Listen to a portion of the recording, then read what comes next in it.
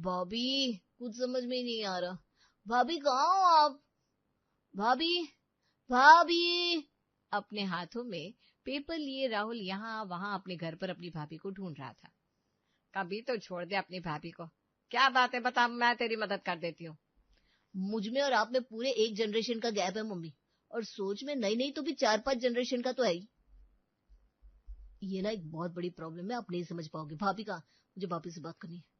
तू भूल गया? 6ठी क्लास तक फर्स्ट आता था तू। क्यों? क्योंकि तुझे मैं पढ़ाती थी। जिस दिन से मैंने तुझे पढ़ाना छोड़ा, उस दिन से आगे की जगह पीछे से अव्वल आने लगा तू। छत पर है सानिया, कपड़े उतारने गई है। बिल्कुल अपने बाप पर गया है। जिस चीज के पीछे पड़ता है पड़ ही जाता है। राहुल भागते हुए छत पर जाता है जहां सानिया तार से सूखे कपड़े उतार रही थी। लड़ गए ना क्वेश्चन? तो फिर क्या हो गया? टेंशन किस बात की है? किस बात की टेंशन है? अब मजाक करियो हो ना भाभी। सारे के सारे क्वेश्चंस याद करके गया था मैं, पर क्या फायदा हुआ? एक बार भी प्रीति ने मुझसे हेल्प नहीं मांगी। मैं सोचता रहा अब कोई हेल्प करूं, अब उसकी कोई हेल्प करूं, पर नहीं, जो आंसर नहीं आया वही छोड़ दिया उसने, पर मुझसे नहीं पूछा। अरे तो क्या हो गया? जब तुम्हारे अच्छे रिजल्ट्स आएंगे और कॉलेज में सभी को पता चलेगा तुम्हें इको में हाईएस्ट स्कोर किया है, तब प्रीति का ध्यान खुद ब खुद तुम पर जाएगा। हर पहलू का दूसरा साइड भी होता है, तुम गलत साइड ही क्यों देखते हो राहुल?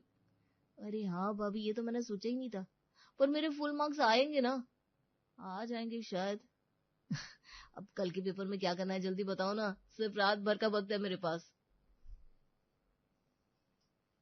मेरे कमरे में जाओ, बिस्तर के पास वाले ड्रॉअर में मैंने सारे इंपॉर्टेंट क्वेश्चंस की चीट्स बनाकर तैयार कर दी है, साथ में रख कर ले जाना, ठीक है?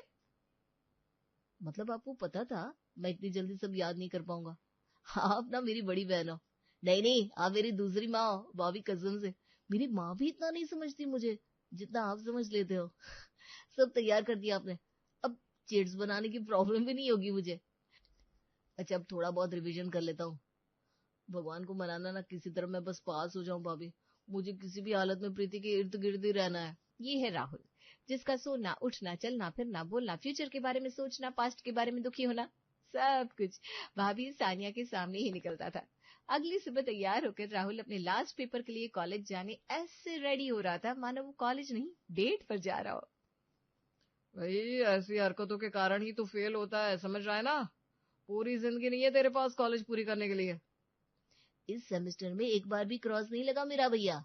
आप भी ना, लास्ट पेपर है आज, मेरा कॉलेज खत्म हो जाएगा, तो थोड़ा तो स्टर्ट बनकर जाना पड़ेगा ना। तू कितना भी स्टर्ट दिख जाए, लोग तेरी जेब भी देखेंगे, तो जेब को मोटा करने की सोच। विवेक कमरे से बाहर